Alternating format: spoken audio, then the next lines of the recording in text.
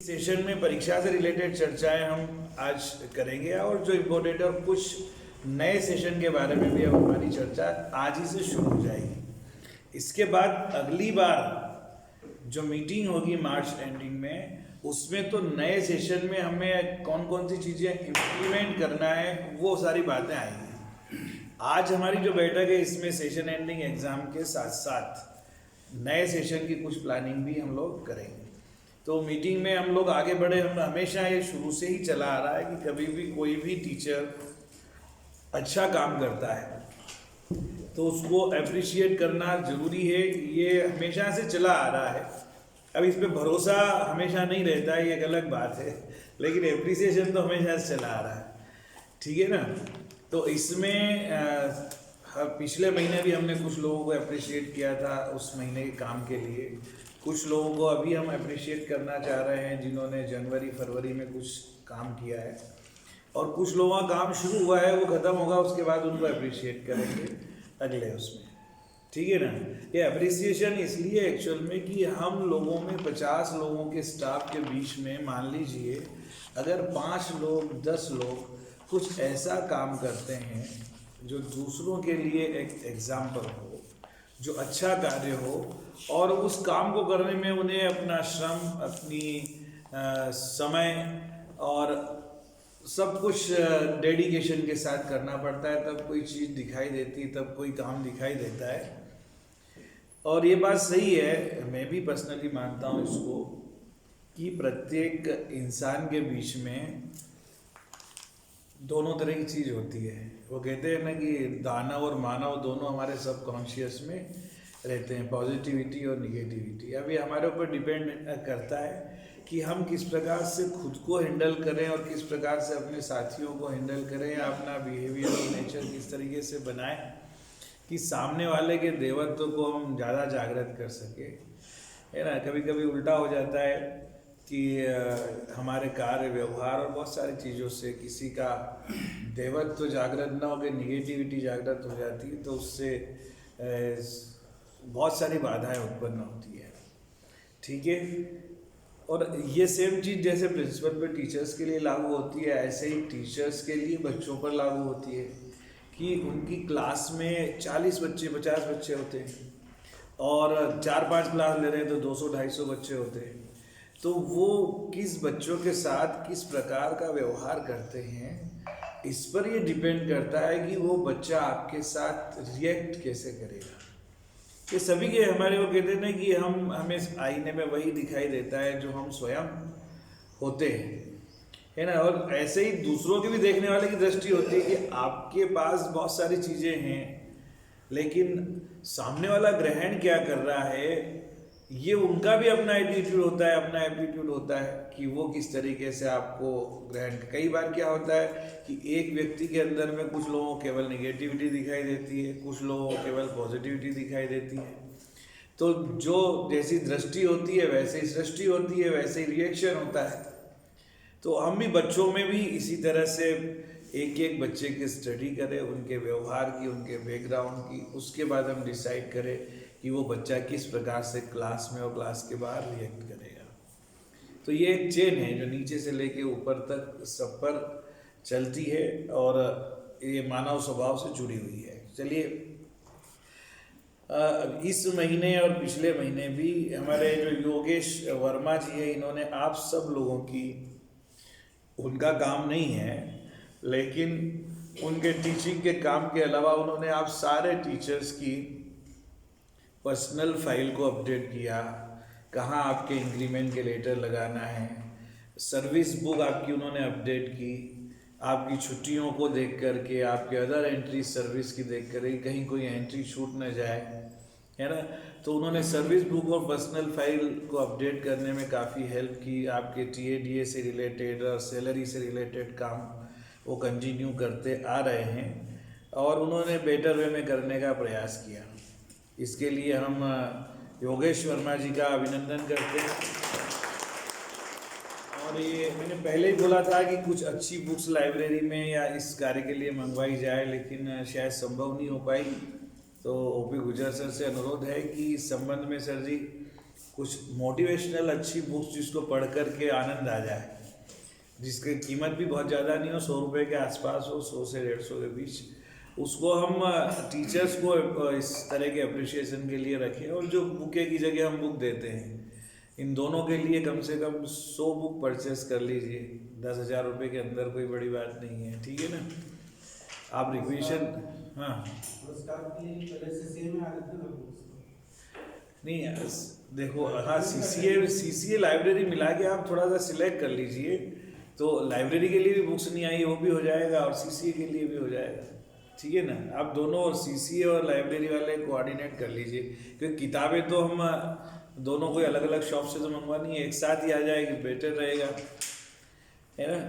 तो हम बुक्स अगली बार जब भी हम यहाँ इकट्ठे होंगे तो पुस्तक इनको एक अपने कार्य के लिए अप्रिसिएशन के रूप में सभी को देंगे।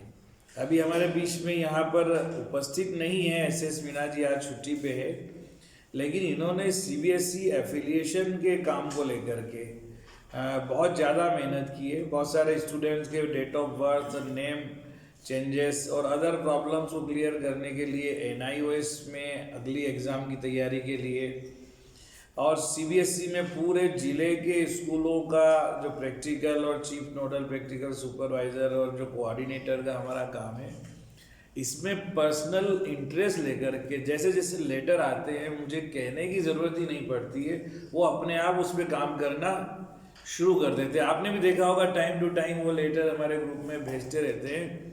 तो मतलब मुझे कई बार मैं टाइमली नहीं देख पाता हूँ, बावजूद उसके एक भरोसा रहता है कि मैं अगर मुझसे कोई सर्कुलर छूट भी गया तो श्याम सुंदर मीना सर बेहतर तरीके से इस काम को करेंगे। तो वास्तव में जो श्याम सुंदर मीना जी है, ये जो काम जिनको मैंने गिनाया है, इन सब काम में बड़े एक्सीलेंट वे में वो कर रहे हैं, तो उनके लिए भी हम क्लेम कर सकते हैं। एक और नया काम हमें देखने को मिला, हमारे श्री अटल टिंकरिंग लैब के प्रभारी क्या है, श्री अरविंद सर, इन्होंने अभी जनवरी में दिसंबर में जो टर्म 1 एग्जामिनेशन हुई थी उसके सीएस का काम किया और एनआईओएस में भी इन्होंने काम किया।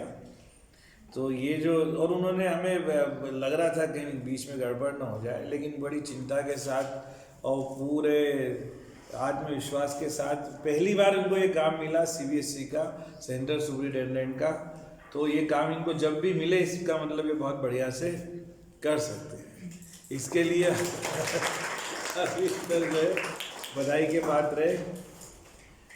और अगला जो एप्रिसिएशन है उन लोगों के लिए जिन लोगों ने सरस्वती की मूर्ति की व्यवस्था की, जिन लोगों ने विद्यालय और स्टाफ क्वार्टर के पेंटिंग वगैरह के मेंटेनेंस रिपेयर के लिए पूरे जनवरी में काम किया, फरवरी में भी काम किया, अभी भी स्कूल की पेंटिंग का काम उन्होंने स्टार्ट कर दिया है ना। तो इसमें सरस्वती की मूर्ति लाना, पसंद करना, ये पूरा काम अमित सर ने किया है। बाकी काम जो है इसकी स्थापना के लिए भी, और वो जो स्टेचू बनाना और सब प्रकार की ईंट, रेत, गिट्टी, सीमेंट आदि की व्यवस्था करना, इनमें शारदा मैडम ने भी ईंटें मंगवाई स्पेशली बात करके, निगोशिएट करके। और केपी सर, हीरालाल सर और सचिन सर, इन्होंने इन मेंटेनेंस, रिपेयर, पेंटिंग और इन सब कामों में पिछले 1-8 महीने में बहुत अच्छा काम किया है। शुरुआत तो कर दी है और हमें एक्सपेक्टेशन है कि ये जो कुछ और जो अभी बड़े काम हमें करना बाकी है, जैसे हम चाह रहे हैं कि पहले तो हम इन सबके लिए तालियां बजा दें, बाकी हमें चाह रहे हैं कि बच्चों के टॉयलेट्स के कमोड वगैरह लग जाए, टॉयलेट्स में और थोड़ी स्वच्छता हो और कुछ अच्छा किया जा सके। विद्यालय की दीवारों पर और ये जो पार्किंग एरिया है उसकी दीवारों पर थोड़ा सा रंग रोगन हो जाए, कुछ चित्र वगैरह डिस्प्ले हो जाए। ये सब काम इस महीने करने के लिए इन लोगों ने प्रॉमिस किया है। एक दूसरा एक एप्रिसिएशन है ये सिद्धनाथ नागर। ये अभी तक जितने भी बड़े इम्पोर्टेंट फाइल्स होती है, स्पेशली जो ऑफिस से कोऑर्डिनेट करके कलेक्टर से साइन करवाने की, ये सबके बस का काम नहीं होता है। और वो इतना फेमिलियर हो गया कलेक्टर साहब उसको पहचानते हैं कि ये परमानेंट आदमी है केंद्रीय विद्यालय का। और ये जैसा बोलता है, जैसा मैं समझाता हूँ ऐसा ये वहाँ बोल देता है। कभी कभी अपने हिसाब से भी समझा देता है और बढ़िया तरीके से वो सिग्नेचर अप्रूवल लेकर के कलेक्टर साहब से आ जाता है। ये मामूली बात नहीं है ना। मतलब ये है कि ये अब उस टीचर से किसी दूसरी लाइन में बड़ा बनने की शुरुआत है। अप्रिशिएट कर सकते हैं। दूसरा एक ये कनिका मैडम और पवन लवंशी और किसने सहायता की मुझे नहीं पता, लेकिन मैंने देखा सीएमपी का न्यूज़लेटर जो इन्होंने बनाया, ये इनिशिएटिव लेकर इन लोगों ने जो भी मेहनत की है उसको थोड़ा सा और बेहतर करके प्रिंट की और हम ले जाएं तो बेटर होगा। और भी इन्होंने दूसरे इसमें स्पेशली और भी वीडियोस वगैरह बनाने में लोगों की सहायता की है। और तो इन दोनों को भी, इनके साथ प्रियंका मीना मैडम जिन्होंने लगभग लगातार अपलोडिंग का काम जारी रखा वीडियो का। अभी हमारे वीडियो 750 से ज़्यादा हो गए हैं, करीब 763 तक तो मैंने देखा था। तो ये एक अचीवमेंट है केंद्रीय विद्यालय के यूट्यूब चैनल पर इतने सारे वीडियो और 60-70 हज़ार के करीब व्यूज़ पहुँच गए हैं। तो ये धीरे धीरे गिनती बढ़ती जाएगी, तो इन सबका हम लोग अप्रिशिएट। और इसके बाद दिव्या व्यास मैडम और सोनम यादव मैडम, तो इनके साथ में हमारे ये भी थे, क्या नाम इनका, स्वामी जी, ये नाम छूट रहा था। इन लोगों ने वैक्सीनेशन का डाटा वाटा बनाने में बढ़िया किया। अभी तो सारे डाटा बन गए, लेकिन मेरी रिक्वेस्ट है आप लोगों से कि आप ये डाटा को और बहुत बढ़िया तरीके से व्यवस्थित कर लीजिए। कोई भी हमसे कभी पूछे तो हम उनको तुरंत जवाब दे सके। शुरू में कठिनाई आई थी, लेकिन बाद में आपने मेहनत की मेरे कहने पर। शाम को भी स्कूल में आके वो फाइल, क्योंकि रात को मैसेज आया मेरे पास एसडीएम मैडम का, इनका कितना वैक्सीनेशन हो गया है, कल टीम भेज दे क्या। तो मुझे, मैं बाहर था, वहाँ से मुझे कोऑर्डिनेट करना पड़ा। और इनके जो होते हैं ऐसे ही होते हैं स्टेट गवर्नमेंट में, आधी रात को भी कलेक्टर और एसडीएम को के पास कोई सूचना आती है तो तब से शुरू कर देते हैं। तो ये चीज़ है। तो ये लोग जो है स्वामी जी, दिव्या व्यास मैडम और सोनम मैडम का, इसके लिए हम अप्रिशिएट करते हैं। अब बाकी लोग और भी कई लोगों के नाम लिस्ट में है, लेकिन एक नाम स्पेशली है। और ये जो बाकी लोग जो काम कर रहे हैं, अभी इनका काम कंप्लीट नहीं हुआ है, इसलिए मैं उसका थोड़ा संकेत करके इनको अगले महीने हम स्पेशल अप्रिशिएट करने की कोशिश करेंगे, है ना। उसमें अभी जो जिनको हम अप्रिशिएट करने जा रहे हैं वो है हमारे भविष्य के एक अच्छे वक्ता और विश्व मातृभाषा दिवस का कार्यक्रम का संचालन करने वाले, 26 जनवरी के प्रोग्राम का बहुत हिंदी और इंग्लिश बाइलिंगुअल कॉम्पिटेंसी के साथ सफल संचालन करने वाले परम आदरणीय श्री राजेश कुमार। तो ये चीज़ अच्छी है, ये एक नया रूप है ना, कि हम देखते हैं फिल्मों में कई बार जो है अनेक प्रकार के जो है, हम सोचते हैं अरे यार ये भी ये रोल में है, क्या बात है। तो नए नए रोल में जब हम सामने आते हैं तो बहुत अच्छा लगता है। अब कई लोग, अब जैसे अब हमारा फर्नीचर का काम बहुत अच्छा काम करके आपको दिखाने वाले हैं हमारे पाटीदार जी। इनको हमने स्पेशल, हम इनको एक स्पेशल बुक के साथ बुके भी हम अपनी ओर से देंगे अगली मीटिंग में। जब आप लोग अगली बार बैठेंगे ना, तो आपके सामने वो कंफर्टेबल चेयर लगी होगी जिसकी व्यवस्था अभी पाटीदार जी करने जा रहे हैं, ठीक है ना। अभी ऑर्डर प्लेस करने वाले हैं। और एक और जो है वो अप्रिसिएशन अगले महीने आने वाला है, जो मैं हर मीटिंग में बोलता हूँ। शारदा मैडम एंड कंपनी ये व्यवस्थाएं करने जा रही है अभी पूरे स्कूल के लिए, सभी डिपार्टमेंट्स के लिए, कर्टन क्लॉथ वगैरह की। और एक और ये व्यवस्था कर रही है मैडम, उन्होंने बहुत बहुप्रतीक्षित थी, जिसके लिए सुबह सुबह भी मैं बोल रहा था कि स्कूल में अच्छे अच्छे सारे महापुरुषों के, क्रांतिकारियों के, साइंटिस्ट के फोटोग्राफ्स, बड़ी तस्वीरें लगी होना चाहिए। किसी भी जयंती मनाना हो तो हमें इधर उधर देखना नहीं पड़े, उतारी और माला चढ़ाई और तुरंत व्यवस्था हो गई, नहीं तो हमें बहुत सोचना पड़ता है। मैं जब कई स्कूलों में गया और मैंने देखा, भ्रमण किया, भोपाल में KV 1, 2, 3 और भी अनेक जगह पे, तो मैंने स्पेशल देखा कि वहाँ पर फ्लैक्स प्रिंट हो या तस्वीर हो, पूरा स्कूल में ऐसे ऐसे स्थानों पर बहुत बढ़िया तरीके से लगाई गई है, जिसको देखते ही लगता है कि कितना बढ़िया है। मतलब पेंटिंग, रंग रोगन और ये सब चीज़ें हमारी बहुत अच्छे से होना चाहिए। तो ये सब एप्रिसिएशन के बाद मैं आ जाता हूँ सीधा कुछ कमेटीज़ पे कि जहाँ हमें आप लोगों से काम की और काम के बाद एप्रिसिएशन की ज़रूरत है। तो उसमें एक गार्डनिंग का मैं आपको बता रहा हूँ। देखो, हमारे गार्डनिंग के नाम पे हमारे स्कूल में पौधों को पानी देने के अलावा और कोई काम दिखाई नहीं देता। तो जो लोग गार्डनिंग कमेटी में हैं उनसे रिक्वेस्ट है कि देखो, दूसरे स्कूलों में मैंने देखा है कि हर पौधे के आसपास क्यारियाँ ईंटों की होती है, इसलिए हमने ईंटें ढेर सारी मंगवा ली है, ठीक है ना। हर पौधे के आसपास क्यारियाँ हों और एक्स्ट्रा क्यारियाँ बनाकर उनमें पौधारोपण किया जाए, ठीक है ना। और उन जो ईंटें होती है या जो भी क्यारी होती है उसको कुछ कलरिंग कर दी जाए, लाल, हरा, पीला जैसे भी, तो वो एक देखने में एक अलग दृश्य दिखाई देता है। और गार्डन का थोड़ा सा डेवलपमेंट किया जाए, कुछ अच्छे अच्छे प्रकार के पौधे और ये लगाए जाए, और जो कम से कम जो पौधे हैं जिनका नाम याद हमको या बच्चों को आएंगे, उनके नाम की स्लिप लगाई जा सकती है गार्डन में। यहाँ पर और जो हमारे पास एरिया है वहाँ पर जहाँ भी आप देखिए थोड़ा सा और डेवलपमेंट करके इस तरह का हो कि वहाँ हम लोग बैठ करके कम से कम कभी गप लड़ा सके, चाय पी सके। मैंने दूसरे स्कूलों में देखा है कि गार्डन में और ग्राउंड में ऐसे कुछ उन्होंने बैठने की 3-4 लोगों की जो 3 वाली सीटर वाली वो रहती है ना, वो लगा रखी है। गार्डन में कहीं बीच में जैसे कुछ ईंटों की एक हल्की सी दीवार बना दी, उसके ऊपर वो ग्रेनाइट का वो लगा दिया, मार्बल का, तो कभी कभी वहाँ बैठ करके वो जिसको खाना खाना वो खाना भी खा सकता है ना।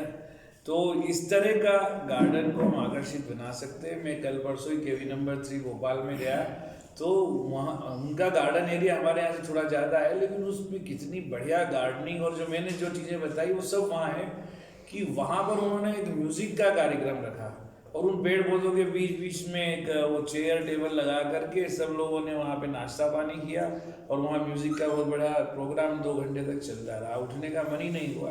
तो जब वहाँ भी तो मालिक को वही सैलरी देते हैं जो हमारे यहाँ देते हैं, लेकिन वहाँ की गार्डनिंग कमेटी और देख रेख ये सब बढ़िया है। और उन्होंने करना क्या है, सब क्यारियाँ बनाना है, कुछ जो मैंने चीज़ें बताई है ये बनाना है और उसको उस लायक बना देना है। वहाँ उन्होंने पौधों के नाम भी सबके लिए लगा रखे हैं ताकि ये चीज़ हो। दूसरा, स्पेशली जो अभी हमारी मीटिंग हुई थी DC साहब के साथ में, तो उसमें उन्होंने एक मैसेज भेजा है इंक्लूडिंग प्रिंसिपल सभी को पूरे रीजन में भेजा है ना। उन्होंने ये बोला है कि जिस किसी प्रिंसिपल का BMI है ना, वजन ज़्यादा होगा, BMI ज़्यादा होगा, तो मैं इस बार उसकी APAR में वो बियॉन्ड क्या बोलते हो साउंड कि वेरी गुड, हेल्थ में वेरी गुड और साउंड ये सब नहीं लिखूँगा, मुझे लिखना पड़ेगा कि इसको ये प्रॉब्लम है। और सेम बोला कि आप भी अपने टीचर से सभी से बोलिए कि आपके जैसा कोई दुबला पतला अगर है तो अच्छी बात है तो हालांकि हमने सर से बात भी की वहाँ उन लोगों से, फिर की सर ऐसी बात नहीं है, हम हेल्थ हमारी थोड़ी सी ज़्यादा है और वजन ज़्यादा है, इसका मतलब ये थोड़ी है कि हम स्वस्थ नहीं हैं। हमसे ज़्यादा ऐसे कई फिट थे जो कोरोना में चले गए है ना, ऐसी फिटनेस किस काम की हमें बुखार तक नहीं आया है ना। हम 12-12 घंटे काम करते, बैठे रहते हैं, तो बहुत सारी चीज़ है। लेकिन फिर भी अब आपने कहा है तो 1 महीने की छुट्टी दे दो, मैं बाबा रामदेव के योगग्राम जाने की कोशिश करूँगा है ना। बोले नहीं यार, आप अपने काम करते हुए ही अपने डेली लाइफ ऐसे सेट करो। उनका कहना है कि आप केवल अपनी डाइट को ठीक करो है ना। अब ये बात की अलग है कि अब किसी का जन्मदिन आ रहा है, किसी की सालगिरह आ रही है, तो कोई कचौरी खिला रहा है, कोई मिठाई खिला रहा है, तो डाइट ठीक कैसे होगी। हर तीसरे दिन तो पार्टी उन्होंने पार्टी बनाई तो वहाँ भी खूब तेल वेल का खिलाया। तो भाई अब थोड़ा सा हम लोग आइडिया बदले, तो उनके कहने अनुसार अभी मैडम आने वाले 1-2 दिन में आपको सभी टीचर्स का एक तो ब्लड शुगर लेना है, सभी टीचर का वेट हाइट तो ले लिया होगा, नहीं लिया होगा तो ले लेना है, और सबका BMI आपको निकाल के रखना है, ठीक है ना। और BP लेना है, BP, blood sugar, height, weight और BMI, ये 5 चीज़ों के कॉलम बना लीजिए, ये सबको आपको करवा लेना है। और मैं भी इस कंपटीशन में हूँ, एक हफ्ते में आज तो लेना मेरा वजन, में अगले हफ्ते 1 किलो कम करने की कोशिश करूँगा, ठीक है ठीक है ना। तो ये चीज़ है। तो उनका कहना है कि ये जो शरीर से फिट होना पहली शर्त है नौकरी की, है ना, तो इसको हमें करना है। तो ये हेल्थ क्लब के जो हमारे मेंबर्स हैं उन सबसे रिक्वेस्ट है कि इस पर आप ये करें। और अब चूंकि खुल गया है तो आप एक्सकर्शन कमेटी के जो मेंबर हैं भोपाल का या चिड़ीखो का, या हमारे यहाँ जो एशिया का सबसे बड़ा ये सौर ऊर्जा का प्लांट है यहाँ का, या और कोई चीज़ आपके ध्यान में है तो बताएं, जहाँ का हम अप्रैल के 1st-2nd वीक में बच्चों को एक्सकर्शन करवा सकें, क्योंकि बाकी के लिए तब एग्ज़ाम आ जाएगी। एक बहुत बड़ा मामला अटका हुआ है हमारा स्कूल मैगजीन पब्लिकेशन का। पिछले साल हमने 3 कोटेशन के लिए कई लोगों को दिया था, लेकिन एक्चुअल में 2 ही कोटेशन आए थे, जो तीसरा था उसने बिना आमंत्रण के भेज दिया था। फिर वो अभी तक उसका मतलब सिग्नेचर नहीं हुआ, जो भी रीज़न है। तो फिर से मैडम आप कम से कम 8, 10, 15 लोगों को मैगजीन के कोटेशन के लिए भिजवा दीजिए पब्लिकेशन के लिए। और इस बार अभी मतलब आप आजकल में अगर भिजवाएंगी तो 15, 16, 20 मार्च तक का, 15 मार्च तक का टाइम दे दीजिए, 18 मार्च तक का टाइम दे दीजिए, और ऑन और बिफोर 31 मार्च को हमें पब्लिश करना है, ताकि ये जो फंड हो वो इसी बजट में आ जाए, है ना। तो ये आप चिंता आपको करना है। ACP और बैक टू बेसिक कमेटी वालों का कुछ भी दिखाई नहीं दे रहा है।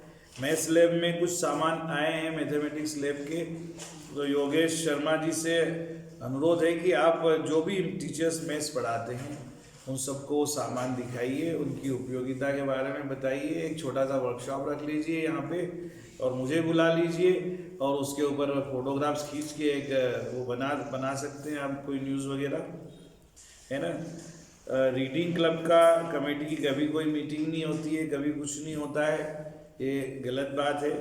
फायर एंड सेफ्टी में हम लोगों ने जो काम आज पिछले साल सितंबर में किया था या अगस्त में किया था, उसके बाद आज तक कुछ हुआ ही नहीं। जो भी फायर एंड सेफ्टी के हमें जो प्रोविजनल सर्टिफिकेट मिला है अग्निशमन वाला, उसमें बहुत सारे यंत्रों उपकरणों के नाम दिए हैं, और हमने आज तक नहीं खरीदा उसको, ना उसकी रिक्वेजिशन दी है, ना कुछ किया है। तो आपसे रिक्वेस्ट है सचिन जैन सर और हीरालाल जी, आप लोग जो भी उसमें हैं, आप फायर एंड सेफ्टी की वो फिर से वो सर्टिफिकेट देखिए, वो इंस्ट्रूमेंट मंगवा लीजिए, नहीं तो वो अगले बजट में चला जाएगा, ठीक है ना। आप देखिए, और ज़्यादा नहीं, जो आप कोटेशन के थ्रू या जेम से मिल जाते हैं सारे, दोनों तरह का रेट देख लीजिए, इसमें थोड़ा इनिशिएटिव लीजिए ना। गार्डनिंग का मैंने बता ही दिया है। प्रेस पब्लिकेशन कमेटी वालों से रिक्वेस्ट है कि देखो, हमने शिवाजी जयंती मनाई, और इसके अलावा भी एक दिन और कोई एक ये भारत स्काउट गाइड्स का भी एक प्रोग्राम था, सर ने उसको बनाया भेजा भी, लेकिन वो पब्लिश नहीं हुआ। अगर हम लोग किसी भी कार्यक्रम की रिपोर्ट विथ फोटोग्राफ 3 से 4 बजे तक भेज देते हैं न्यूज़पेपर वालों को, तो वो लोग अगले दिन सुबह उसको छाप देते हैं। उसके बाद उनके पास 5-6 बजे तक भीड़ लग जाती है काफ़ी, तो जगह होती है तो छापते, अदरवाइज वो नहीं छापते हैं। और आपको मालूम होना चाहिए, हमारा हफ्ते में 2 हफ्ते महीने में एक आध तो खबर लगती है। अन्य स्कूलों की तुलना में सबसे ज़्यादा खबर लगने वाला स्कूल हमारा ही है, इसलिए लोग उस बहाने भी जानते हैं कि यहाँ कितनी एक्टिविटीज़ होती रहती है। ये एक मैसेज जाता है समाज में कि हम लोग कोरोना टाइम्स में भी क्या क्या करवा रहे हैं, बच्चों को जोड़े रखें, तो ये एक अच्छा मैसेज जाता है। दूसरा, ये JNSME, ओलंपियाड, NTSE, ATL और साइंस डिपार्टमेंट, ये सब एक ही कमेटी है, इनका एक जैसे सदस्य है, सब इसमें रहेंगे। और इन लोगों से रिक्वेस्ट है कि देखो, कोई भी कमेटी अगर अपना कैलेंडर ऑफ एक्टिविटी ईयरली बनाती है, वो अभी बनाना है, ठीक है ना। अगले साल आप क्या करने वाले हैं, डेट डिसाइड करिए, सीसीए का कैलेंडर और वो भी बनाइए, और उसमें चीज़ें कुछ ऐसी नई रखिए जो नए प्रयोग हो। नए प्रयोग मतलब पुराना भी है लेकिन नया लगे। जैसे देखो सीसीए में रखा जाता है बाल कवि सम्मेलन, ये हम करवाते नहीं है, कई स्कूल करवाते हैं इसको। सीसीए में रखी जाती है भजन प्रतियोगिता, है ना, इतने बढ़िया बढ़िया भजन हैं, वो रखवाना चाहिए हमें। लोकगीत गायन ये रखा जा सकता है ना। कविता पाठ तो हम रखते हैं लेकिन गीत गायन या लोकगीत गायन हम नहीं रखते, इसको हमें रखना चाहिए। तो एक जो है एकल नृत्य तो हम रखते ही, नृत्य वगैरह, तो वो जो अकेला जो होता है मोनो एक्ट रखना चाहिए हमको। कहानी कथन रखते ही हैं लेकिन इसको थोड़ा सा नया रूप देना चाहिए। कहानी कथन जबरदस्त कला है, इसको बहुत अच्छा वक्ता जो है इसको बोल सकता है। वो इसको हम बच्चे क्या है पढ़ देते हैं, रीडिंग कर देते हैं, कागज ला के बोल रहे हैं, ये कितना खराब लगता है। क्योंकि हम कैसे बच्चे बना रहे हैं, हमें इतने सारे पार्टिसिपेंट ना हो, कम से कम हो, लेकिन जो भी बोले वो परफेक्शन के साथ आए मंच पर, इस बात का हमको ध्यान रखना है, ठीक है ना। और फर्म रजिस्ट्रेशन की जो कमेटी है वो ध्यान दे थोड़ा कि फर्म रजिस्ट्रेशन का मतलब क्या होता है। आप लोग जानते हैं क्या, कितने लोग जानते हैं फर्म रजिस्ट्रेशन का मतलब? फर्म रजिस्ट्रेशन का मतलब ये होता है कि हमारे स्कूल में जो भी सर्विसेज ली जाती है, जो आइटम्स परचेज किए जाते हैं, वो हम किसी न किसी शॉप से, किसी दुकान से, किसी प्रतिष्ठान से, किसी फर्म से, किसी कंपनी से परचेज करते हैं। तो हमारे पास ऐसी कंपनियों की लिस्ट होना चाहिए और उनका आवेदन होना चाहिए कि भाई इनको हमने रजिस्टर्ड कर लिया और उसका जीएसटी नंबर और अदर डिटेल्स हमारे पास हो, जिससे भी कि कोई भी आइटम हमें परचेज करना हो तो हम इजी वे में उस आइटम का टेंडर जो है कोटेशन उनको भेज करके मंगवा सकें। ये केंद्रीय विद्यालय की परंपरा है, इसके लिए हम पेपर में एडवर्टाइज देते हैं, लेकिन चूंकि राजगढ़ छोटी जगह है इसलिए दूर दूर के लोग कभी आवेदन करते नहीं है। तो हम लोग क्या करते हैं कि एक साल 15 आए, अगले साल 20 आए, कहीं 25 आए, तो पिछले साल के जितने भी है उन सबको ऐड करते हुए हम फर्म रजिस्ट्रेशन करवा लेते हैं, कर लेते हैं। फर्म रजिस्ट्रेशन का मतलब होता है हमने अपने रजिस्टर में उस फर्म का डिटेल नोट किया और उसको परचेस के लिए अधिकृत किया। इसके लिए एक आवेदन पत्र है, वो उनसे भरवाना चाहिए। कुछ लोग भरते हैं, कुछ लोग नहीं भरते हैं। तो भी हमने जिन जिन से आइटम परचेस किए हैं वो उन लोगों को भी उन सबका डिटेल हमारे पास उनके बिल में होता ही है, उसको हम एंट्री करके उसको अपन खुद भी पंजीकृत कर सकते हैं और बाद में उनसे बोल सकते हैं कि भाई आपकी फर्म से हम लेना चाहते हैं तो आप अपना ये फॉर्म भर के अपना डिटेल के साथ भेज दो।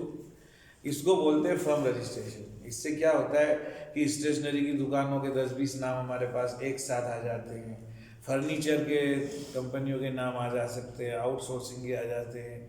तो किसी भी टॉपिक तरह का कोई भी आइटम परचेज करना हो तो हमारे पास ऑप्शंस होते हैं जिससे कि हम कम रेट में किसी अच्छी शॉप से ले सकें।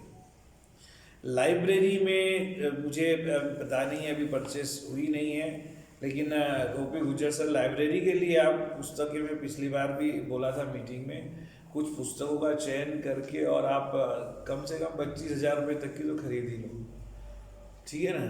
मिनिमम 25,000 रुपीज़ तक की किताबें, जो मतलब ये है कि हमारे बच्चों के लिए, टीचर्स के लिए सब्जेक्टिव भी हो, मोटिवेशनल भी हो, सब तरह की हो, तो अच्छे से अच्छी बहुत बढ़िया बढ़िया बुक्स आती। पिछली बार मैंने कई के नाम बताए थे और आप लोगों से भी मेरा हमेशा आग्रह रहता है कि आप इस तरह की बुक्स पढ़िए। और अब तो एक कुकू FM ऐप होता है, उसमें आप पूरी किताब जो है किराए से लेके सुन सकते हैं। KINDLE, किंडल जो भी ऐप है उसमें आप बुक बहुत कम रेट में परचेज करके हमेशा के लिए सॉफ्ट कॉपी आपके पास उस ऐप के माध्यम से आ जाती है, आप जब चाहे पढ़ सकते हैं। और कुछ किताबें पढ़ना ही चाहिए, परचेज करके रखना चाहिए अपनी लाइब्रेरी के लिए। मैंने ऐसे कई किताबों के आपको नाम बताए थे। देखिए APJ अब्दुल कलाम की तो छुआ आसमान है, उनकी ऑटोबायोग्राफी है, अग्नि की उड़ान उनकी बुक है। 5-7 बुक तो बहुत ही छोटी छोटी और बहुत बढ़िया है। एक टाइम मैनेजमेंट पे सुधीर दीक्षित की लिखी हुई बहुत अच्छी पुस्तक है ना। एक मुझे पोटर सर ने गिफ्ट दी थी एक बार, पता नहीं उनने क्यों दी थी, लेकिन अच्छा लगा। नेतृत्व की कला, नेतृत्व के गुण उन्होंने यही दिला के दिया था। तो मैंने पढ़ा भी उसको भैया, इम्प्लीमेंट भी तो किया, करते ही रहते हैं। अब क्या है कि कई चीज़ें जो है लेकिन सीखने को मिलती तो ऐसे में आपको भी सजेस्ट करता हूँ कि आपको अगर वो लगता है कि किसी व्यक्ति में कोई चीज़ की कमी है, उसको तो वो चीज़ गिफ्ट में दे दो, ले भाई पढ़, है ना। तो इसीलिए मैंने फिर बुक ढूंढी तो एक और बुक ध्यान में आई, एज ए मैन थिंकेथ, जैसी सोच वैसा जीवन, हिंदी में है और इंग्लिश में as a man thinketh. James Allen की छोटी सी किताब है लेकिन बहुत ही ज़बरदस्त किताब है, और बहुत सालों पहले, मुझे लगा 1929 के आसपास ये लिखी गई, और आज भी उतनी ही वो है। एक दीपक चोपड़ा की एक बुक है, सफलता के 7 आध्यात्मिक सूत्र या नियम, वो भी बहुत अच्छी है। ऐसे मैंने बहुत सारी बुक्स तो पढ़ ली है कई तो, और दूसरी भी है, जल्दी से जल्दी अमीर कैसे बने ऐसी भी बुक्स है। तो कई तरह की बुक्स होती है। सब्जेक्ट वाइज मंगाया जा सकते सर। हाँ, सिलेबस में मैडम आप रिक्विजिशन दो ओपी गुजर सर को, और मैं तो बोल रहा हूँ कि यहाँ नहीं सर, ओपी गुजर सर भोपाल में 2-3 पब्लिशर है जो सीबीएसई की सब रखते हैं। इंदौर में भैया स्टोर फेमस है, वो मतलब वो केवी में सप्लाई करता है, बिना एडवांस लिए आप 2 महीने में पेमेंट करो चलेगा, आप बता दो व्हाट्सएप कर दो तो दे देता है। और इसके अलावा एनसीईआरटी का और भी कोई सप्लायर हो तो हम उसको देख सकते हैं।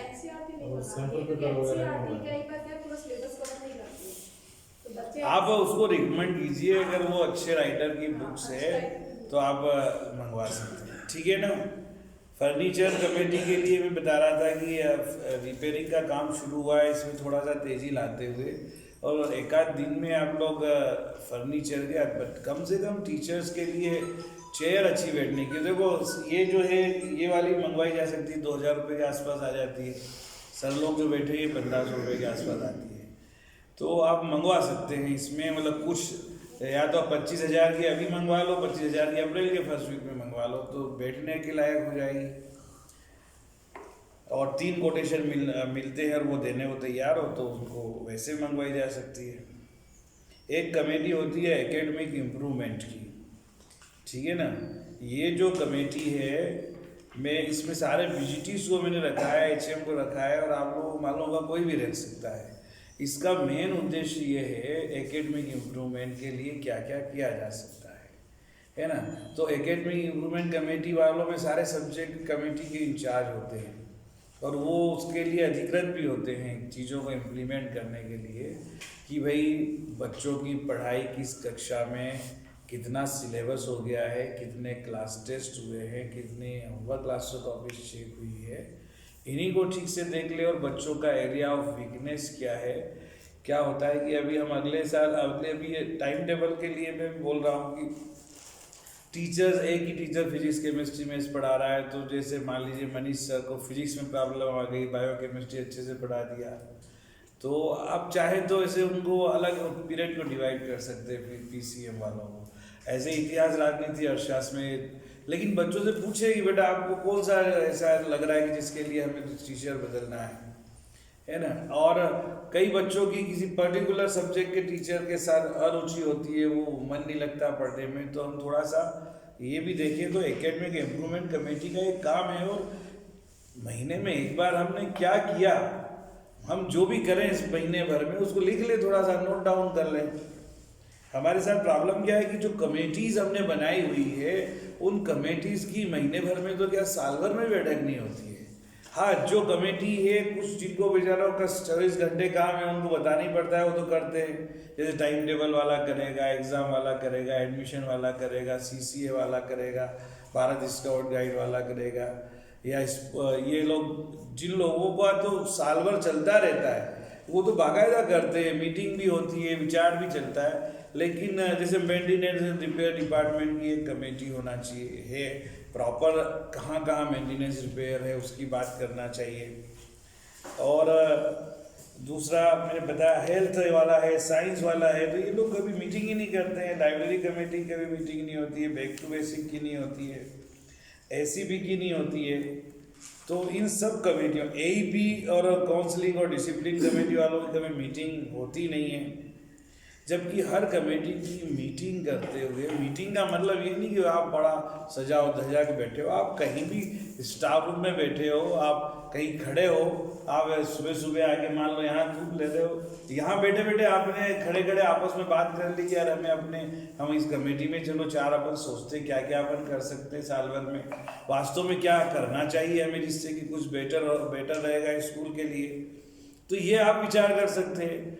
आप अपने हर कमेटी जहाँ तक संभव ऐसा डिस्प्ले बोर्ड अपना एक तैयार करके और डिस्प्ले बोर्ड पे अपनी चीज़ें कुछ डिस्प्ले कर सकती है। सीसीए वालों से भी मेरा रिक्वेस्ट है कि आपकी प्लानिंग तो ज़बरदस्त होना चाहिए, यहाँ है ही नहीं। देखो सीसीए में 4 हाउस होते हैं, 4 हाउस के बीच में कंपटीशन होती है। और मैंने आपको बीच में ग्रुप में शेयर भी किया था किसी स्कूल का कि उन्होंने बाकायदा इस कोरोना टाइम्स में भी सारी कंपटीशन करवाई, चारों हाउस को नंबर डिवाइड किए, किस हाउस के कितने नंबर से, फिर उससे उन्होंने पूरा निकाला डिटेल कि ये चीज़ है। तो ये हमें करना चाहिए और हमेशा हर कंपटीशन के लिए जजमेंट शीट और सिलेक्शन प्रोसेस ये एकदम निष्पक्ष होना चाहिए। हाँ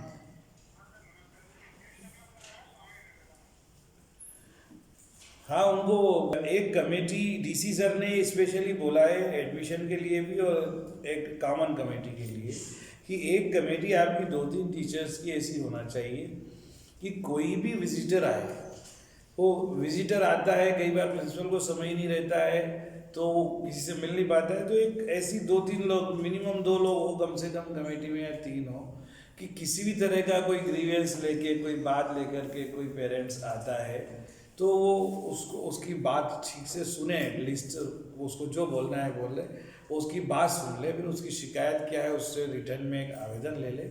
और ज़रूरी नहीं है कि उसके हिसाब से उसकी प्रॉब्लम सॉल्व हो, हम एज पर रूल फिर उसको 2-3 दिन का समय दें, फिर बुलाएं कि भैया ये हुआ, इसमें ऐसा है, ऐसा होगा, है ना। उसका अगर वो हमारे रूल में आता है तो हम उसका काम कर देंगे, नहीं आता है तो नहीं कर देंगे। तो कोई भी टीचर, कोई भी पेरेंट, कोई भी विजिटर आएगा किसी भी तरह के काम के लिए तो वो इन 3 लोगों से संपर्क करें, ठीक है ना। इनके लिए भी हम कमेटी अभी बना देंगे, जब ये मिनट्स और मीटिंग में इस कमेटी के नाम दे देंगे, ठीक है ना, कि जो अच्छे से हैंडल कर सके। ऐसे ही उन्होंने वो बताया भी एडमिशन कमेटी में भी 2 हमें पर्सन ऐसे रखना है कि एडमिशन से रिलेटेड लोग आएंगे अभी तो वो नाराज होकर न जाए, क्योंकि ये 6 साल का मामला ये जब 6 साल का हो गया है, अभी कई लोगों को इससे बहुत बड़ा कन्फ्यूजन हो गया है कि अब हमने भी कई को बोल रखा था कि भैया 5 साल होता है, अब ये लेटर आने से पहले हमसे जो भी पूछता था तो हम क्या बोलते थे 31 मार्च तक 5 साल कंप्लीट होना चाहिए। अब बोले अब आप 6 साल बोल रहे हो, मैंने तो मेरे बच्चे के लिए सब व्यवस्था कर ली, है ना। तो और कई लोग कई तरह से आते हैं, तो ये एडमिशन कमेटी में 2 व्यक्ति ऐसे होना चाहिए जो पूरे पेशेंस और टॉलरेंस के साथ उनकी बात को सुन सके और कोई विवाद का विषय न बने और अच्छे से उसको समझाया जा सके, ठीक है ना। और ज़्यादा हो तो फिर मैं आज एक बढ़िया से YouTube लाइव में जाके एक पूरा वीडियो बना दूंगा एडमिशन प्रोसेस के नाम पे और आप कम से कम उसको शेयर ही कर सकते हैं कि पहले देख लो, फिर कन्फ्यूजन हो तो बता देना, ठीक है ना। एक अगला है क्लीनलीनेस कमेटी की में कुछ लोग हैं और जो MADR में भी आप लोगों से रिक्वेस्ट है कि आप पूरा कैंपस हमारा स्कूल बिल्डिंग के बाहर और पूरा कैंपस में मैदान में भी इवन आपने देखा होगा ये कुछ कुत्ते हैं, ये मतलब गंदगी कर देते हैं, कुछ ये हड्डियाँ उठा के ले आते हैं। इसके अलावा बहुत सारे पाउच, थैली, कागज़ हमारे कैंपस में उड़ते दिखाई देते हैं, हवा चलने लगी है थोड़ी ज़्यादा, तो इनको कलेक्ट करके इनको डिस्पोज करना, इनको जलाने वाली चीज़ को और गीले कचरे को और पीक में डालना।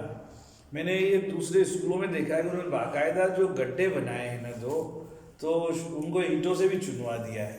तो सर ये मेंटेनेंस वाले की तरह हमारे यहाँ भी गड्ढे बने हुए हैं, तो हम थोड़ा स्क्वायर टाइप ऐसा उनको चुनवा दें और वहाँ एक तख्ती लगा दें गीला कचरा की, एक जगह सूखा कचरा की, और वो बाकायदा इन लोगों को समझाएंगे। और हम लोग भी ये करें कि कुछ भी कचरा हो तो हम सूखे में सूखा और गीले में गीला डालें, और जो गीला पीठ है वो तो खाद बन जाएगा आगे पीछे, ठीक है ना। तो ये करें ताकि वो कोई देखने वाले भी ऑफिसर्स भी आए, हमारे इंस्पेक्शन में भी आए, तो वो उसका एक अलग इंप्रेशन पड़ता है कि देखो इन्होंने ये एक नया काम किया है, ठीक है ना। तो ये होना चाहिए। और ज़्यादा कचरा जब हो जाता है तो ये सीएमओ साहब ने बोला है कि आप उनको पर्सनली फ़ोन कर दो, वो गाड़ी भेज देंगे, आप उसमें सारा कचरा उठा के फेंकवा दीजिए। ये चीज़ करना है। एग्जामिनेशन में मैंने बोला था प्राइमरी के क्वेश्चन पेपर बनने के बाद हम डेट डिसाइड करेंगे, तो पट्टों ने प्राइमरी क्वेश्चन पेपर ही नहीं आए। अब क्या स्थिति मुझे पता नहीं। सबके पेपर बन चुके हैं।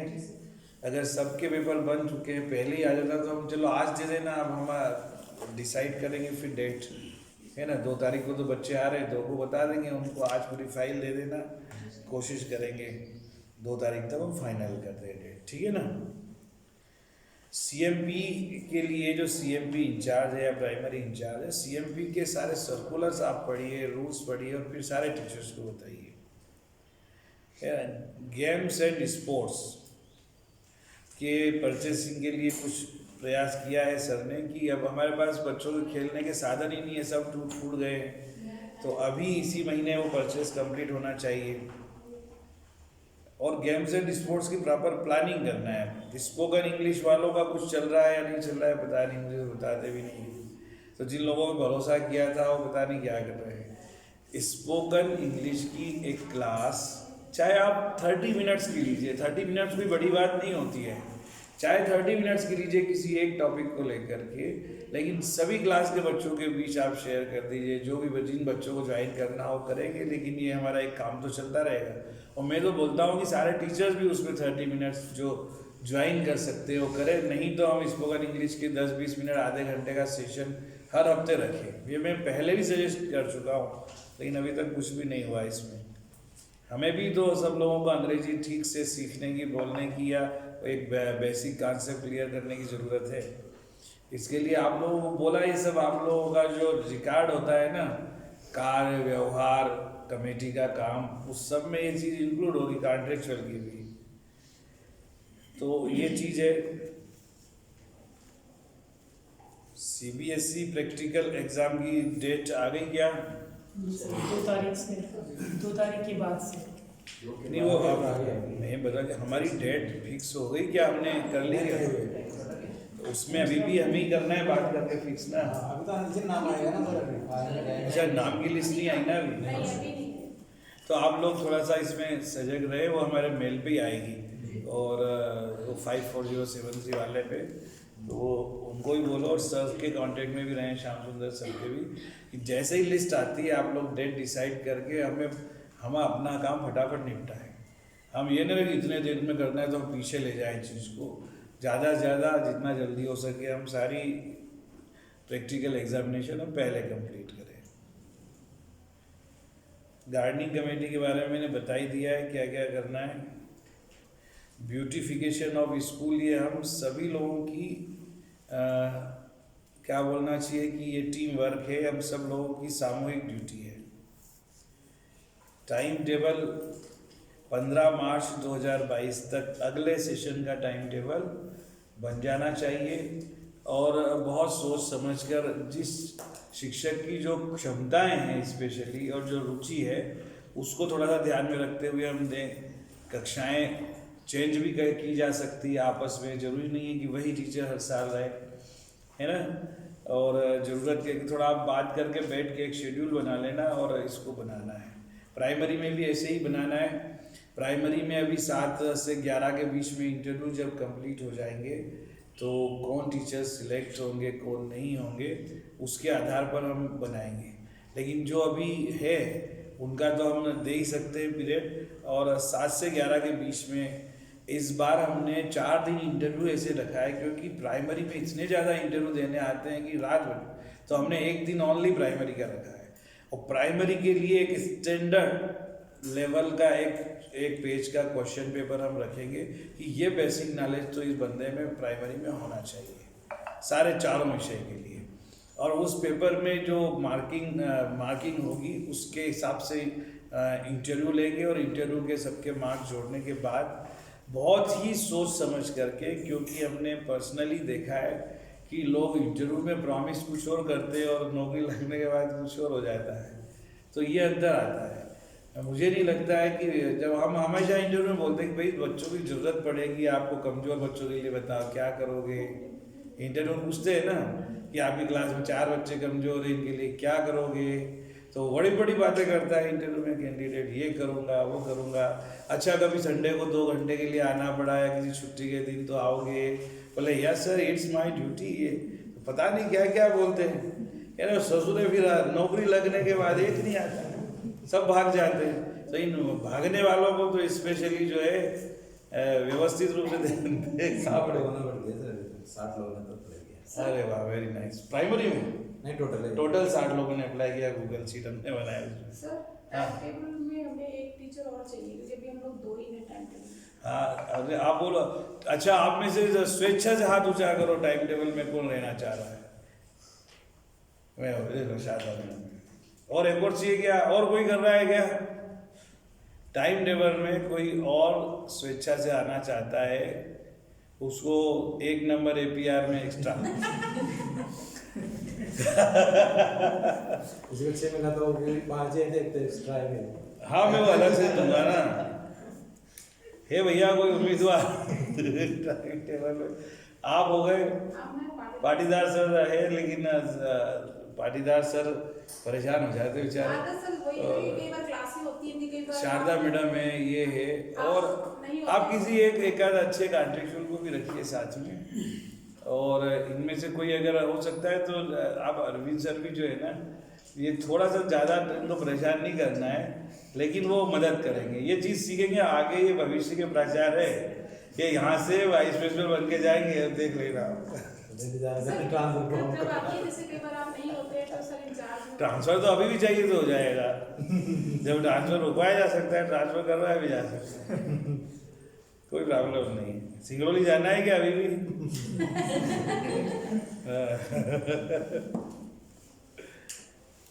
ऐसा नहीं है, मौसम हमेशा एक जैसा नहीं रहता, कभी कभी मौसम हमारी अपेक्षाओं के विपरीत भी होता है। इसलिए व्यक्ति को हर प्रकार के मौसम के साथ फेमिलियर होना चाहिए, ठीक है ना? सर एक वर्मा सर को भी जोड़ दीजिए, ऑलराउंडर। हाँ आप जोड़ लो अपने, ठीक है ना? और जब पीरियड टाइम टेबल बनाओ तो उनको बुला लेना। चलो डिसिप्लिन अमंग स्टूडेंट्स, ये बात भी देखो हमारे यहाँ अभी मैंने प्रेयर में बोला ही है आपको कई बार। आप पर्सनली जो बच्चे हैं आपकी क्लास के जो इनडिसिप्लिन है उनको दूसरे तरीके से मोटिवेट तो करें ही, लेकिन जहाँ स्ट्रिक्ट हो वहाँ स्ट्रिक्ट होना भी पड़ेगा। और आपकी उंगलियों पे इन बच्चों के नाम और इनकी हरकतें आपको याद होना चाहिए, और टाइम टाइम पे इनके पेरेंट्स को पर्सनली बुला करके बताना है। और नहीं आए तो बच्चे को विदा कर दो, भाई तुम्हारा नहीं आ रहे हो ना। ये टाइम से लेट भी आते हैं कुछ बच्चे, और ये चीज़ गलत है। किसी दिन कोई बात हो जाए तो ठीक नहीं रहता, इसलिए बच्चों को टाइट रखना तो जरूरी है। एग्ज़ाम जो है वो फेयर वे में हो, इसका हम लोग स्पेशली ध्यान रखें, क्योंकि ऑफलाइन ले रहे हैं फिर भी जो इन्विजिलेटर्स को ध्यान रखना है। और ऑनलाइन भी लेना पड़ सकती है अगर कोई सर्कुलर आ गया तो 1 to 8 के लिए बाई चांस ऑनलाइन भी लेना पड़ सकती है। लेकिन अभी तो ये चल रहा है कि कोई अगर विशेष परिस्थिति होगी तो उसकी हम ऑनलाइन ले लेंगे। ऑनलाइन के लिए मना नहीं करना है। कुछ अच्छे उत्सुक पेरेंट्स होते हैं जो चाहते हैं कि हम बच्चे की ऑनलाइन लें, तो ठीक है भैया। ऑक्शन और कंडमनेशन की प्रोसेस अभी कुछ मात्रा में हुई है। अभी कंडमनेशन का काम एक ही डिपार्टमेंट का हुआ है शायद, ये सचिन जैन सर वाला ना, और किसी ने कंडम लास्ट में बोला कि आप अपने कंडमनेशन का फॉर्मेट बना के दीजिए, वो किया ही नहीं है तो एक्शन भी कहाँ से होगा, है ना। और सारे डिपार्टमेंट, स्टॉक होल्डर और इन सब का जो है आपको स्टॉक वेरिफिकेशन करना है, वो आप लोगों ने किया नहीं है। आप अपने लेवल पे कर लीजिए, हम किसी का भी ऑप्शन में नाम दे तो उसको फटाफट निकाल सकते हैं। हर stock incharge, committee incharge, department incharge अपने लेवल पे खुद अपना स्टॉक व्यवस्थित कर ले, और किसी को भी किसी भी वक्त वेरिफिकेशन किसी भी दूसरे के माध्यम से करवाया जा सकता है ना। ये सर आप बना लेना, आज ही बना लो यार। पहले भी बोला था हमने कि स्टॉक वेरिफिकेशन के वो पिछले साल का देख के और कुछ टीचर्स के नाम डाल दीजिए, ताकि ये लोग जल्दी जल्दी तभी on before 31 March stock verification complete होना चाहिए। और जिस डिपार्टमेंट को, जिस कमेटी को जो परचेस करना है, वो अभी भी, चूँकि 28 मार्च तो आज हो ही गया है, लेकिन आप 15 दिन के अंदर सारी परचेस जो भी है कंप्लीट कीजिए और पैसा खर्च करवा लीजिए। ये सारी वो चीज़ें थी जो नहीं हो रही थी कमेटीज़ के अंतर्गत, मैंने बताई। सब लोगों ने इनकम टैक्स सेविंग प्रूफ तो दे दिया होगा ना, कोई बचा है क्या? चलो, अब ये एक दिन पहले एप्लीकेशन देते हैं कई लोग छुट्टी की, और छुट्टी पहले से ही प्री प्लान होती है, तो पहले ही दे दिया करो। तो ये चीज़ें कुछ लोग व्हाट्सएप तो करते हैं लेकिन बाद में हार्ड कॉपी नहीं देते हैं, तो हार्ड कॉपी देना जरूरी है प्रॉपर प्रोफार्मा में, तो प्रोफार्मा में ही देना चाहिए। सर्विस बुक सब लोगों ने देख के साइन कर दिए है ना, पिछले सभी सालों के साइन किए कर दिए तो अच्छा है, आपको जब देखना हो जब देख सकते हैं, नो प्रॉब्लम, हमने कभी मना नहीं किया। साल में 2 बार भी देख सकते हैं, जनवरी और जुलाई में। किसी का कोई भी आइटम्स, कोई इक्विपमेंट डैमेज हुआ है तो देख लेना, एंट्री कोई भी। अब मुझे बहुत डिस्टर्ब हो रहा है कि इतना सारा काम है, मैं आपको बता रहा हूँ कि 2 से लेकर 4 तारीख तक मैं ज़रूरत से ज़्यादा अति व्यस्त रहूँगा। हमारे स्कूल का इस वो क्या बोलते हैं उसको, एनुअल ऑडिट भी है ना, तो उस ऑडिट में भी मुझे देखना है, क्योंकि मैंने कुछ भी तैयारी नहीं की है, जो भी की है वो सब यूडीसी ने और सर ने की है। लेकिन आप लोगों से कि किसी भी टीचर, अभी ऐसे कई बिल कुछ मिल रहे हैं कि लोग ट्रांसफ़र हो गए, उन्होंने एंट्री कर ली अपने रजिस्टर में, लेकिन साइन नहीं किए वेरिफिकेशन के। कहीं 3 लोगों के नाम है तो कहीं 1 ने किए, कहीं 2 ने किए हैं। तो अभी जो भी पर्टिकुलर जो भी व्यक्ति, भले ही ट्रांसफ़र हो गया होगा। मैं बता दूं, अभी जो लोग यहाँ है वो पर्सनली मिल करके, अगर कहीं ऐसा किसी का साइन छूटा है, आप परचेस की है और आपने स्टॉक एंट्री की, तो आपको मालूम है वो सामान आपके पास, लेकिन आपने उसका वेरिफिकेशन का साइन किया है कि नहीं बिल के पीछे, ये आपकी ड्यूटी है, क्योंकि आपकी रिक्वेजिशन के आधार पर मंगवाया गया। और ऐसा भी हो सकता है कि आपने रिक्वेजिशन दी नहीं हो और सामान मंगवा लिया हो फ़ोन करके, और पता चला रिक्वेजिशन है ही नहीं। कार्ट्रिज के मामले में अक्सर ऐसा हो रहा है।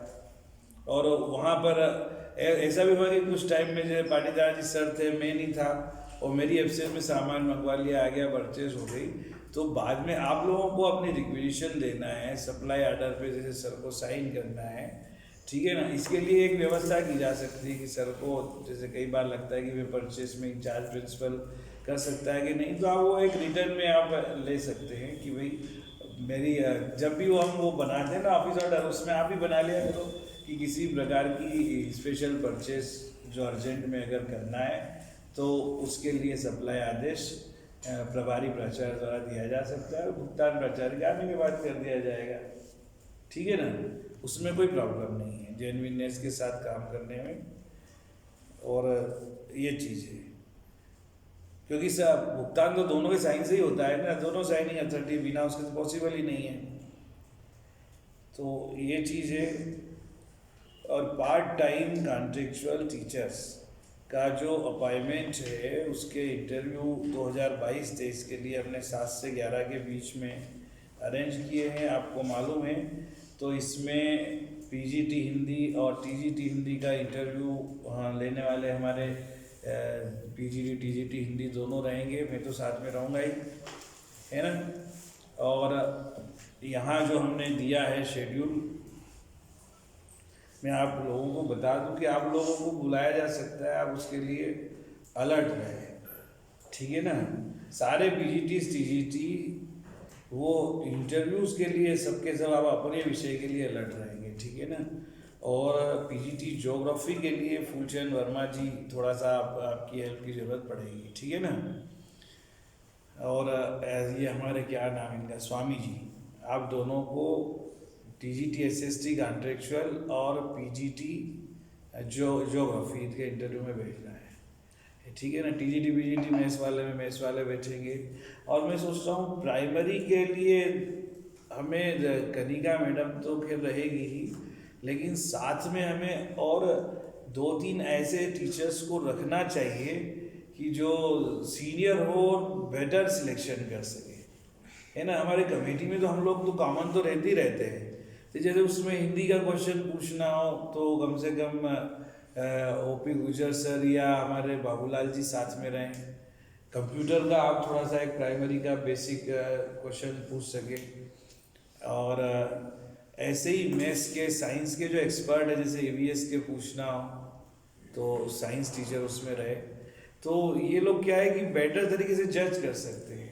और जो लोग प्राइमरी टीचर से प्रमोट होकर के और उस लंबे एक्सपीरियंस के बाद जैसे टीईटी में आए हैं हमारे योगेश शर्मा एंड वर्मा सर, तो आप लोग स्पेशली, हम नहीं होगा तो हम एक राउंड आपके पास भेजेंगे इन लोगों को, तो आप उनको देखिए। तो जो हमारे कॉन्टेक्चुअल का मतलब कि जैसे रेगुलर टीचर जितना बढ़िया से सारा काम करता है ना, और डेडिकेशन के साथ करता है। हम लोग 1-2 घंटा देखते हैं क्या, कभी नहीं देखते।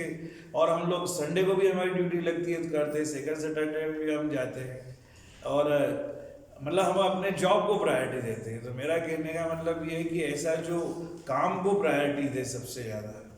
और अब बताइए कि हम लोगों ने जो नौकरी की है, हम सब लोगों ने, और इनका ही कॉन्ट्रेक्चुअल की नौकरी लग जाए, मान लो लगती है, हमारे यहाँ जो जिन कॉन्ट्रेक्चुअल टीचर्स ने काम किया है, जैसे 10-12 लोग काम पे बाहर गए, जैसे एक पुणे चला गया, एक अभी सारणी में, एक वो झारखंड में रामपुरा में था, एक लड़की अभी ये कहाँ थी जो अभी आई, प्रियंका, शाहजहानाबाद, प्रियंका वहाँ थी।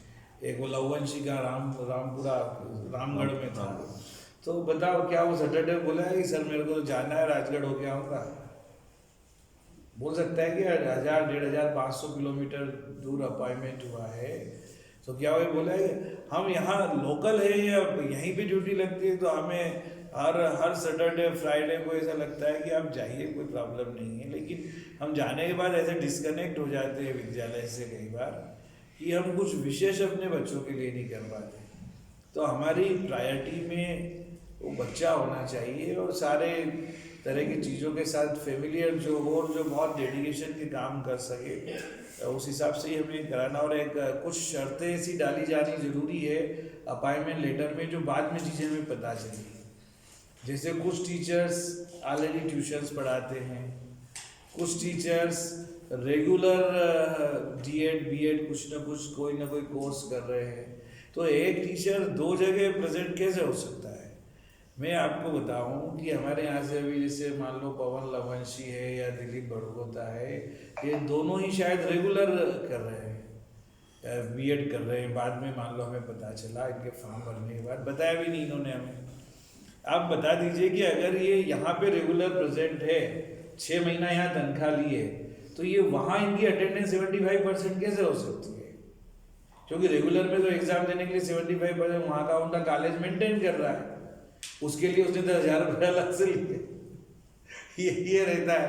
तो आप बताइए कैसे, अगर मान लो ये परमानेंट में केंद्रीय विद्यालय में सिलेक्ट हो गए, ये बात ध्यान देखना, ये बात छोटी सी लेकिन बहुत खतरनाक है।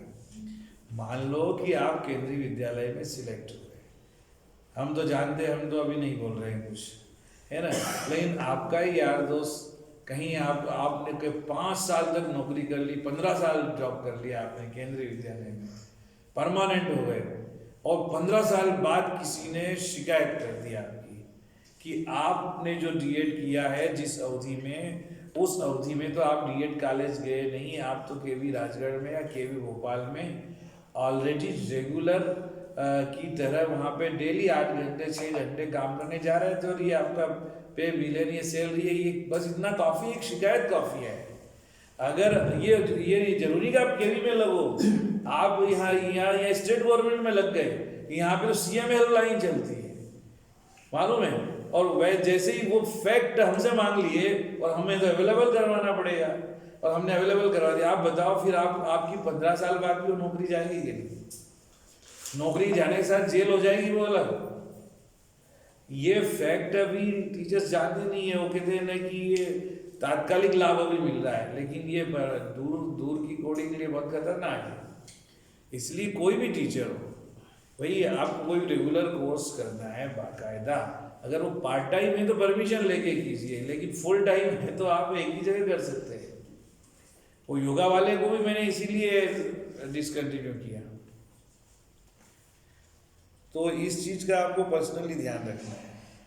एक कमेटी हम बनाएंगे अभी इनसे निकाल के कि ये जो कोरोना कोविड-19 है, इसके एसओपी को फॉलो अप करने के लिए कि हमारे यहाँ सैनिटाइजर टाइप पे परचेस नहीं होता। सैनिटाइजर अब तो खर्च भी नहीं हो रहा है। हम जो सैनिटाइज करने की मैंने बोला था कि एक पंप 1000-1200 रुपये का आता है दवाई छिड़कने का किसानों वाला, वो ले आओ, उसमें सैनिटाइज कर लो। जब आपको कहीं भी कोई प्रोग्राम है तो वो कर सकते हैं आप भाई, संभावना ही नहीं रहेगी ना। अभी तो हमारे ऊपर ईश्वर की कृपा है कि हमारे विद्यालय में किसी बच्चे को इन सिचुएशन में कोरोना नहीं हुआ, और कोरोना में वो कंटिन्यू आया नहीं, ठीक है ना। तो ये है, टीचर्स को तो हमारे 2-4 को हुआ भी है और ठीक भी हो गए, लेकिन कोई ऐसी बड़ी बात नहीं हुई। तो हम कम से कम इन सब चीज़ों का ध्यान रखें। और आप बताइए किसी तरह की कोई और आप लोगों को परेशानी है, कुछ बात रखना चाहते हैं तो। क्लास टीचर के पॉइंट तो बुरा नहीं है। आप लोग ये जो अटेंडेंस रजिस्टर मैंने चेक किए हैं, बहुत सारों ने ना तो फीस का डिटेल लिखा है आखिरी में, ना फी डिफॉल्टर की लिस्ट बनाई। वो लिस्ट बहुत ज़रूरी है, ईच एंड एवरी मंथ पेश करना। आपको बता दूं मैं सारे टीचर्स को कि ये जब भी कोई भी कॉन्ट्रेक्चुअल टीचर हो या रेगुलर टीचर हो, रेगुलर का ट्रांसफ़र हो या कॉन्ट्रेक्चुअल की विदाई हो, उसमें आप कोई भी ऑफिस वाला या एग्ज़ाम वाला नोटिस पे सिग्नेचर तभी करेगा जब उनकी टीचर डायरी, उनकी सारी लिस्ट, उनका अटेंडेंस रजिस्टर कंप्लीट एंट्री के साथ मिले। अगर नहीं मिलता है तो आप साइन नहीं करेंगे। होमवर्क, क्लास वर्क के लेके सारी चीज़ें। एनरोलमेंट पोजीशन एवरी मंथ नहीं दे पाते हैं कुछ लोग, ये जाने से पहले मंथ के लास्ट में देना चाहिए। बीपीएल का पहले की तरह पालन करना है। क्लास 1 एडमिशन की एंट्री जो है, जैसे ही एडमिशन होते हैं वैसे ही आप क्लास 1 का जो भी क्लास टीचर रहेगा या जिस क्लास का जो टीचर रहेगा, वो अपने एडमिशन का डिटेल जो है एज पर स्कॉलर नंबर वहाँ पे भरेगा, ठीक है ना। सब्जेक्ट टीचर में सिलेबस कंप्लीट हो ही गया है सबका, किसी का बाकी है क्या? हो गया, चलो रिवीजन अभी ज़रूरत नहीं है आपको इन चीज़ों की। फिर भी मैंने जैसे सुबह बताया कि किसी बच्चे को कोई परेशानी है और आपको लग रहा है कि ये बच्चा मेरा फेल हो सकता है, तो आप बीच में बुला के 1 घंटा क्लास ले सकते हैं अगर पेरेंट्स एग्री है तो, ठीक है ना। 1 आध घंटा बच्चे को, केवल उस बच्चे को जिसको बहुत ज़रूरत लग रही है कि आपको लगता है फेल हो जाएगा, तो आप ऑनलाइन ऑफलाइन क्लास में उसकी प्रिपरेशन करवा सकते हैं। ऑनलाइन वैसे बहुत ज़्यादा इफेक्टिव होगी नहीं इसमें तो वीक बच्चों के लिए। प्रोजेक्ट आप सब लोग कलेक्ट कर लेना, पिछली बार भी बोला था, कलेक्ट हो गए क्या? प्रैक्टिकल कॉपीज कंप्लीट करवा ली सारे सब्जेक्ट टीचर ने। सैम्पल क्वेश्चन पेपर सॉल्व करवाए।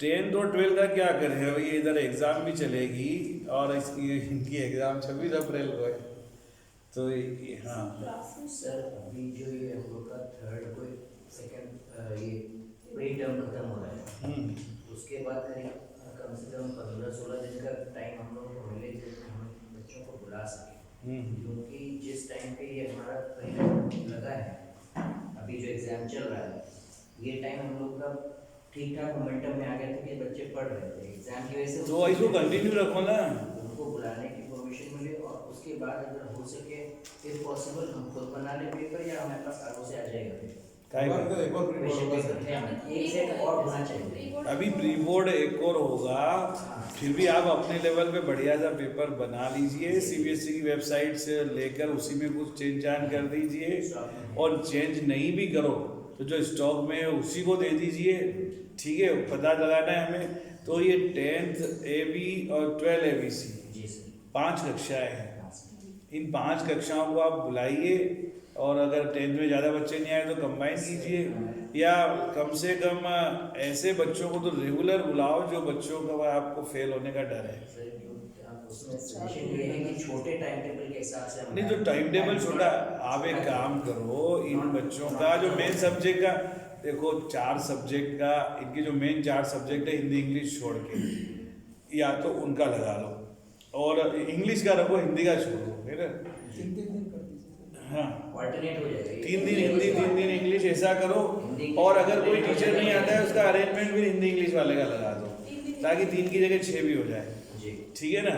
तो मेन सब्जेक्ट आपके 3 रहे, 3 घंटे का लो, 1-1 घंटे का कर दो उनको, 3 घंटे के 3 सब्जेक्ट, और 1 घंटा जो है वो हिंदी इंग्लिश का मतलब अल्टरनेट डे।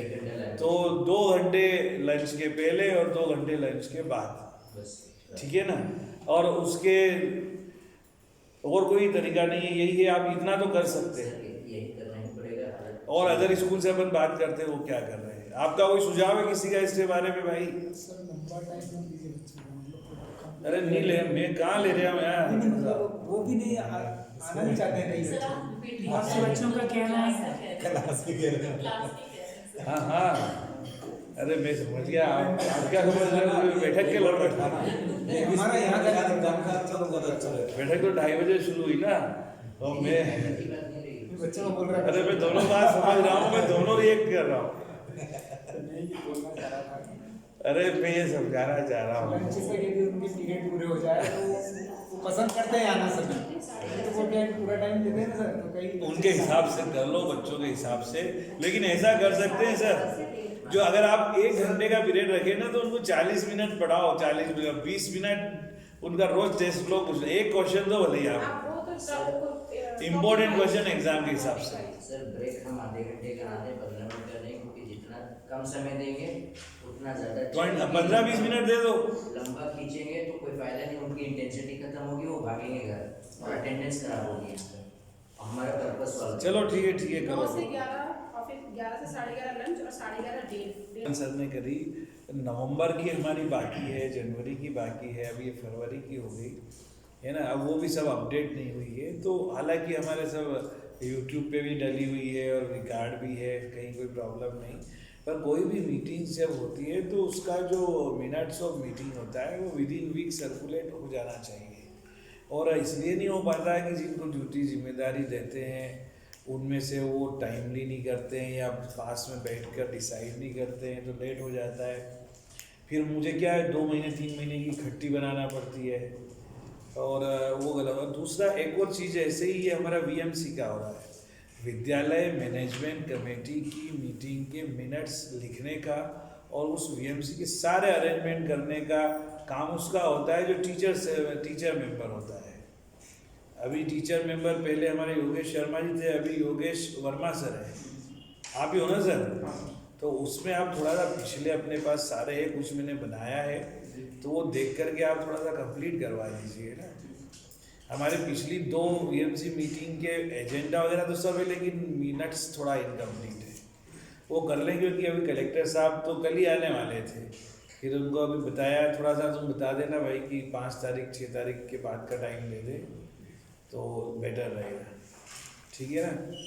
तो वो सब एक बार सारे स्टाफ से मिलना भी चाहते हैं, पूरे स्कूल की विजिट भी करना चाहते हैं, और भी कुछ देखना चाहते हैं क्या करना है क्या नहीं करना, ठीक है ना। तो ये चीज़ है। और किसी को कुछ बोलना है बताइए सर। हाँ बोलिए बोलिए सर। सुझाव ये चल रहा है, लेकिन कभी कभी छूट जाता है। हाँ बोलो। तो कॉन्ट्रेक्चुअल टीचर डिस्टेंस नहीं होते हैं, तो नोटिस कभी कभी नहीं होता उनका, 6-7 दिन बाद फिर वो खुद ही कोई इशू रहते हैं ना उनको। हाँ तो खुद अपने से भिजवा तो भिजवा नहीं, छूट जाते हैं। मतलब जो कॉन्ट्रेक्चुअल टीचर डिसकंटिन्यू होते हैं ना, हम्म। एकदम से डिसकंटिन्यू जाते हैं, हमें पता नहीं रहता। हाँ जैसे ये सर का बाद में उन्होंने मुझे भिजवाई 2 बुक्स उनके भी 6-7 दिन बाद आई। तो या तो मैं नोटिस करवाया जाए तो- नहीं वो सुनो उनकी जो सिचुएशन थी वो एक्चुअल में आपको मालूम ही नहीं है।